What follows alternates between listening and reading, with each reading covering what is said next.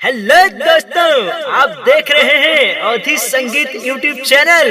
अगर आपको अवधी ऑडियो वीडियो पसंद है तो हमारे चैनल को सब्सक्राइब जरूर करें और साथ ही बेल आइकन को दबाना ना भूलें।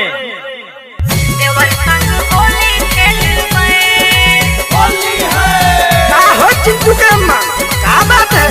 अब की होली करे नैहर नहीं जाबे हो का? नहीं। काहे हो? हम जाए चाहे ना जाए, तुम काहे परेशान हो? लेकिन हम तो जाबे। का करे? अब की फागुनवा मा होलिया हम खेलबे हो। अब की फागुनवा मा होलिया हम खेलबे। अब की जाबे हम तो अपने ससुराल हो। साली संग होली खेलबे। अब की पूरा होई हमरो यार मान हो। साली संग होली खेलबे। अब की फागुनवा मा होलिया हम खेलबे हो। अब की फागुनवा मा होलिया हम खेलबे। नैहर जाबे ना हम अपने फसार हो। देवर संग होली खेलबे। पूरा होई अब की हमरा वार मान हो। देवर संग होली खेलबे।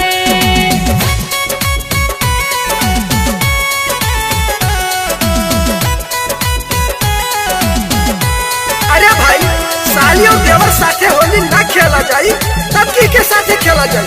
खेलो खेलो, हम जाते हैं ससुराल। कहूँ नहीं जाए का है। काहे हो? सुन ले सासू जी के लाल, जानते हैं तुम्हारा सब हाल। तो कार रोक लिया बा। मन बना ससुरारी जइबे, साली के साथे होली मनइबे। तो जाओ फिर हमहू मनाइबे हो। प्यारे नानी दोई जी तो घर हमारे आई है हो। प्यारे नानी दोई जी तो घर हमारे आई है। उनसे होलिया खेलबे हम मजेदार हो। देवर संग होली खेलबे।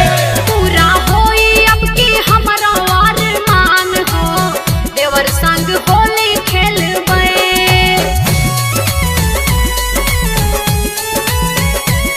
अरे ठीक है चिंटू के अम्मा, घरे रहो, बढ़िया बढ़िया पकवान बनायो, सबका खवायो और खायो।